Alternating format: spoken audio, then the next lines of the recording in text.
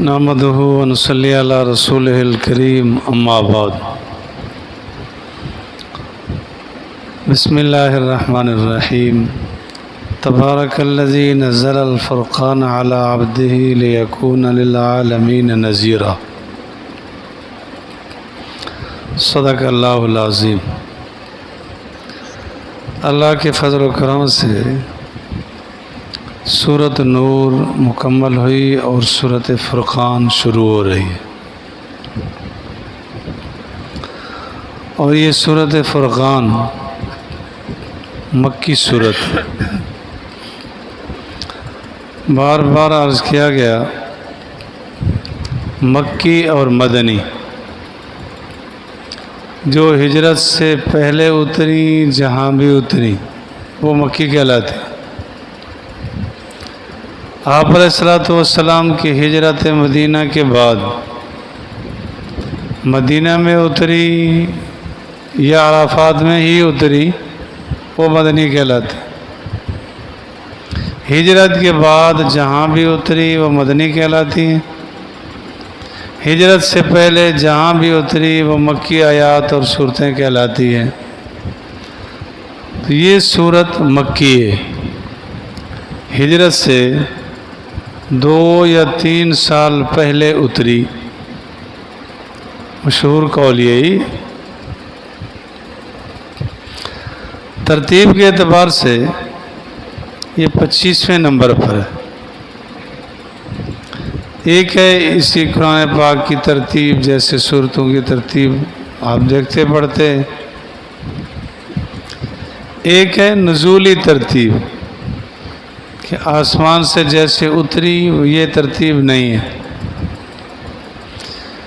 تو نزول کے اعتبار سے 42واں نمبر ہے اس صورت کا۔ 41 پہلے صورتیں اتر چکی تھی، تو 42ویں نمبر پہ یہ اتری۔ شروع اللہ کے نام سے جو بڑا مہربان نہایت رحم والا ہے۔ تبارک الذی نزل الفرقان علی عبدہ، عظمت خداوندی، برکت والی ہے وہ ذات، نزل الفرقان، جس نے تھوڑا تھوڑا کر کے اتارا قرآن پاک۔ قرآن پاک کا نزول ایک دم بھی ہوا، تھوڑا تھوڑا بھی ہوا۔ قرآن پاک میں جہاں یہ صیغے استعمال ہوتے ہیں، نزل، نزل ینزل و تنزیل، اس کا معنی ہوتا ہے تھوڑا تھوڑا اترنا۔ تو نزل ینزل کا معنی ہوتا ہے ایک دم اترنا۔ انا انزلناہ فی لیلۃ القدر، قرآن پاک کٹھا اتارا گیا لوح محفوظ سے۔ آسمان دنیا پر ایک مقام ہے جس کو بیت العزت کہتے، وہاں تک لیلۃ القدر کی رات میں اتار دیا گیا اور سارا کٹھا اتارا۔ پھر وہاں سے آپ علیہ الصلوۃ والسلام پر نازل ہوتا رہا تھوڑا تھوڑا تھوڑا 23 سال کے عرصے۔ تو اللہ فرماتے ہیں نزل الفرقان، تھوڑا تھوڑا کر کے اتارا۔ حکمت تھی کہ تھوڑا تھوڑا اتارا، کیونکہ صحابہ ہمارے جیسے تو تھے نہیں۔ وہ جو آیت اترتی اس کو پڑھتے اور فوراً عمل کرتے۔ ساروں پہ عمل کرنا کوئی دشوار ہو جاتا۔ اللہ تعالیٰ نے تھوڑا تھوڑا اتارا اور عمل کرتے چلے گئے۔ پورے قرآن پر 100% عمل کرنے والے تھے صحابہ۔ قرآن پاک کے ناموں میں سے ایک نام فرقان ہے۔ قرآن بھی ہے، قروء سے، جس کا معنی ہوتا ہے پڑھا جاتا ہے۔ تو سب سے زیادہ قرآن پاک کی تلاوت کی جاتی ہے، پڑھا جاتا ہے۔ فرقان کا معنی ہوتا ہے فرق کرنے والا. تو یہ اللہ کا کلام حق و باطل میں فرق کرنے والا ہے، حلال اور حرام میں فرق کرنے والا ہے، جائز ناجائز میں فرق کرنے والا ہے، کہہ دیں بالکل سچ اور جھوٹ میں فرق کرنے والا، کھول کے رکھ دیتے. یہ الگ بات ہے کہ ہم قرآن کے قریب نہ لگیں، مطالعہ نہ کریں، قرآن پاک کو نہ سمجھیں، یہ ہماری کمزوری ہے. وگرنہ قرآن پاک میں اللہ تعالیٰ نے اصول سارے بیان کر دیے. اور یہ بھی یاد رکھیں وحی دو قسم کی ہوتی ہے. ایک وحی وہ ہوتی ہے جس کو تلاوت کیا جاتا ہے، وحی مطلوب قرآن پاک. ایک وحی وہ ہوتی ہے جس کی تلاوت عام نہیں کی جاتی، حدیث پاک. تو قرآن پاک نہیں سمجھ آئے گا جب تک حدیث کو نہیں سمجھیں گے. حدیث ہی سے قرآن پاک کی وضاحت ہوتی ہے. جن لوگوں نے حدیث پاک کا انکار کیا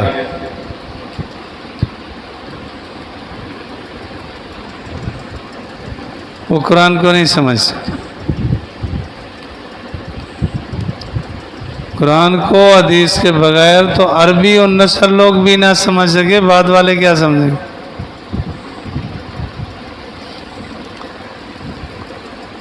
حضرت عدی رضی اللہ تعالیٰ عنہ قرآن پاک کی آیت اتری، صبح صادق صبح کاذب کا بتایا گیا کہ سیاہ دھاگے سے سفید دھاگا ہو جائے دوسرے بارے میں تو پھر کھانا پینا بند کر دو.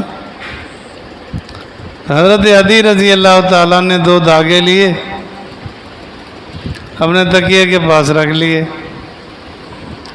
سحری کے وقت کھاتے رہے پیتے رہے کھاتے رہے، دیکھتے بھی رہے کہ سیاہ سفید ہوتا ہے، پھر کھانا پینا بند کر دوں گا. تو سیاہ سفید تو نہیں ہوا. آخر آپ علیہ الصلوۃ والسلام سے عرض کیا کہ جی قرآن تو یہ کہہ رہا ہے کہ سیاہ دھاگے سے سفید دھاگا ہو جائے، الخیط الاسود. آپ علیہ الصلوۃ والسلام نے فرمایا تیرا تکیہ اتنا بڑا ہو گیا کہ پورے افق کو لے لیا. اس سے مراد صبح صادق اور صبح کاذب ہے. صبح صادق اور صبح کاذب ہے کہ صبح کاذب جب پھوٹتی ہے تو پھر اس کے بعد وہ مشرق مغرب میں، شمال جنوب میں صبح صادق پھوٹتی ہے، روشنی ہو جاتی. یہ مراد ہے. تو حضور علیہ الصلوۃ والسلام کی وضاحت کے بعد حضرت عدی سمجھے. اب والا کہے کہ نہیں میں تو براہ راست قرآن سے سمجھ سکتا ہوں، ایسا نہیں ہوتا. تو حدیث کا انکار کرنے والا قرآن کا انکار کرنے والا ہے. جو منکر حدیث لوگ ہیں وہ قرآن کے منکر ہیں. جیسے قرآن کا منکر دائرہ اسلام سے چلا جائے گا وہ بھی وہی کا منکر ہے. آدھے قرآن کا انکار کرنا ہوگا اس کو، پھر کچھ نہیں بچ سکے گا اس کو. فرقان حق و باطل میں فرق کرنے والا حدیث نے بتایا کہ یہ احکامات ہیں. اب اللہ فرماتے ہیں یا ایھا النبی لما تحرم ما احل اللہ لک تبتغی مرضات ازواجک. یہ کس آیت میں ہے کہ واقعہ کیا تھا؟ حدیث ہی نے بتایا کہ حضور یوں تشریف لے گئے، شہد استعمال کیا، یہ ہوا وہ ہوا.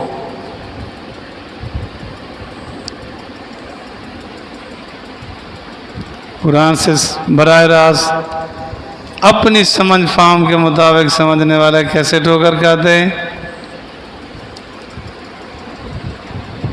مفتی تقی عثمانی صاحب مدضی لوگ فرماتے ہیں ایک صاحب جماعت سے نماز پڑھتے تھے، جماعت چھوڑ دی۔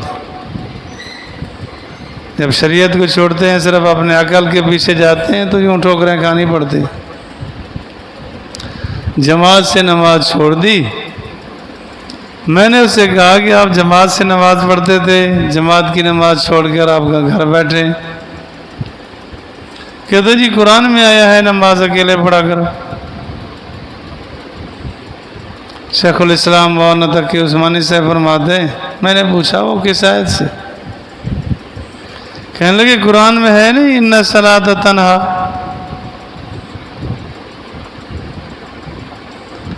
ان الصلاۃ تنہا عن الفحشاء والمنکر۔ قرآن کہتا ہے کہ نماز تمہیں بے حیائی سے روک دے گی۔ اس نے اپنے اردو والا تنہا سمجھا، ان الصلاۃ تنہا، نماز اکیلے پڑھا کر۔ یوں سمجھ آئے گی۔ جیسے مرزا کہتا تھا کہ جب خطرہ ہوتا نا تو بلاتے باہر آ جا، تو پھر وہ اندر بیٹھ کے پیغام بھیجتا کہ وحی آئی تھی یا ایھا النبی، اندر آئیے باہر نہ آئیے، کہ وحی آئیے باہر نہیں۔ ایسی پھر وحییں آتی۔ تو فرقان حق و باطل میں فرق کرنے والا قرآن پاک۔ اللہ فرماتے ہیں نزل الفرقان علی عبدہ، اپنے بندے پر اتارا۔ بہت بڑا اعزاز ہے جس کو اللہ فرماتے ہیں یہ میرا ہے،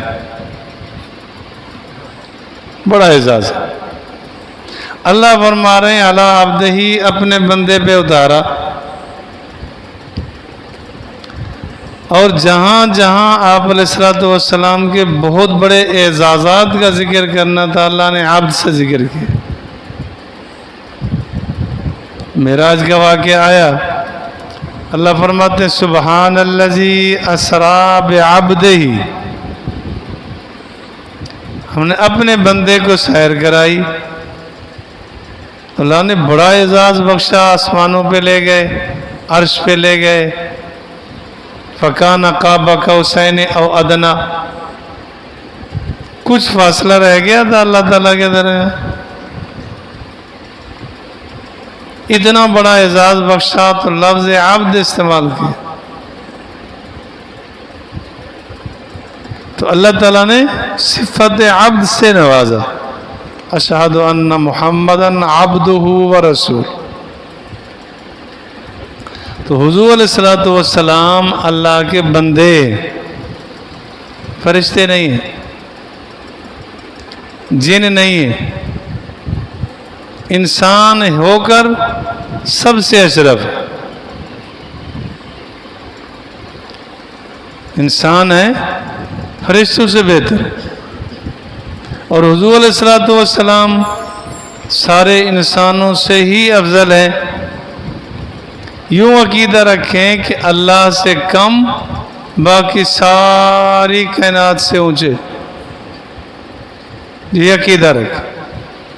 تو عبد بڑی عمدہ صفت ہے، اعلیٰ صفت ہے، یہ نبی کے لیے عیب نہیں، نبی کے لیے اعزاز ہے۔ وَلَقَدْ كَرَّمْنَا بَنِي آدم، اللہ نے اولاد آدم کو بڑی عزت بخشی۔ لِيَكُونَ لِلْعَالَمِينَ نَذِيرًا، تاکہ ہو جائے جہان والوں کے لیے ڈرانے والا، تمام جہانوں کے لیے، عالم انس ہو، عالم جن ہو، عالم ملائکہ ہو، جتنا عالم ہے تمام عالم کے لیے حضور ہی ڈر سنانے والے اور نبی بن گیا۔ اللہ رب العالمین مجھے اور آپ کو فہم قرآن، فہم حدیث نصیب فرمائے، اتباع سنت، اتباع شریعت نصیب فرمائے۔